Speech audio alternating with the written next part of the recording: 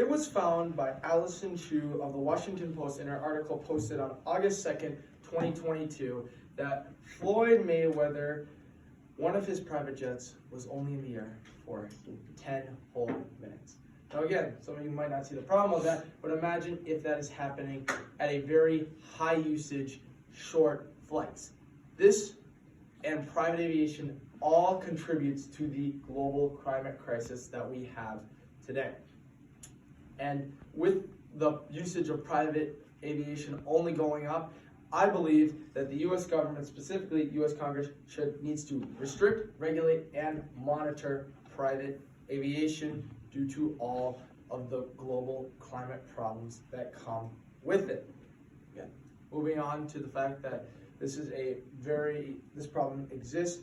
It was also found in that same Washington Post article, the people that end up using private aviation have about a 480 times more CO2 emissions than the average person does in a whole year, along with the fact that the BBC posted an article called COP26, What is the Climate Impact of Private Jets? They found that this isn't just the big private jets that you see a lot of wealthy celebrities like Mark Cuban flying. It's also the small Cessnas that are almost flown just as hobby planes, but they still do end up producing a lot of CO2 emissions as they go through about 189 gallons of fuel per hour that they are in the air. And it was also stated within this article that the tons of emissions that private aviation accrues is about 5.9 per year.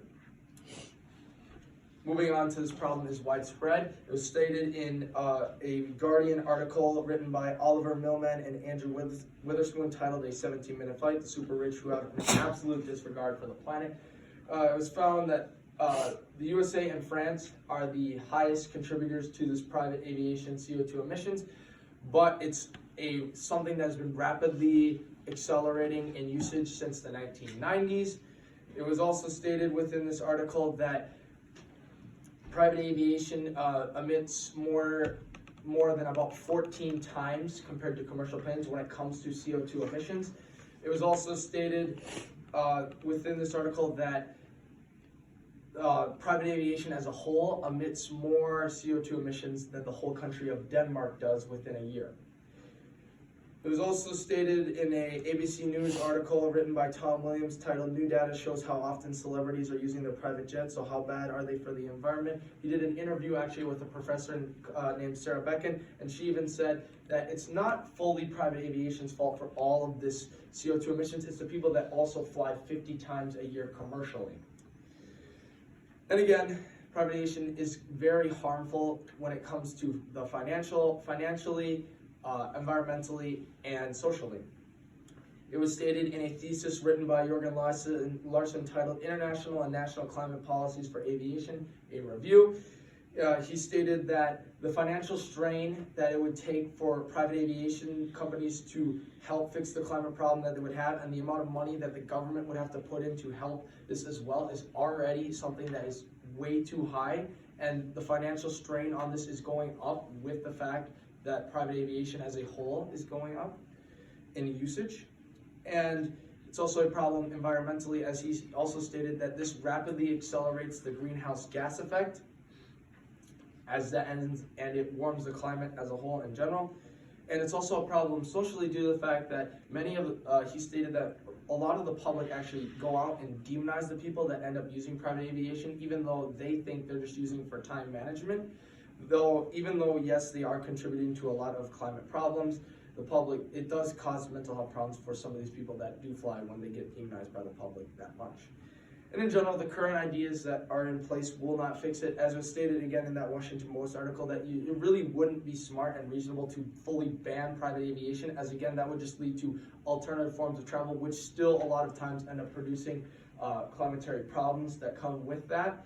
And it was also stated that in the Guardian article that even though alternative fuel has been proposed to many of these companies, this has only been something voluntary, not been made mandatory by any of governments or some sort of agency, which has again in turn not created much change.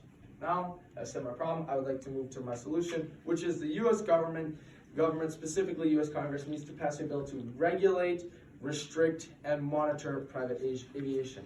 I believe that private aviation needs to restrict the amount of usage that they do have as a whole and need to require more passengers on these flights so that it is obviously more economically friendly, as there would be more people traveling rather than just one singular passenger. And I also believe that they need to restrict and maybe even cut off all layovers, as a lot of times layovers are when a lot of the CO2 emissions happen, because when planes are taxiing on runways or even taking off of runways, that's when a lot of the CO2 emissions end up happening.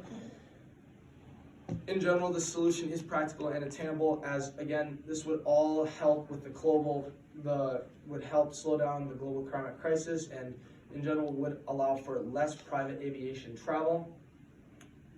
And it is something that has actually been tried in Europe by a few countries and is planned to be tried in Europe in a few countries. It was stated in that same Guardian article that Europe plans to, by about year, I think 2026, to have all countries have a 1,000 kilometers private aviation flight allowed per year. And if you're going to go over that, you have to use some sort of alternative fuel method.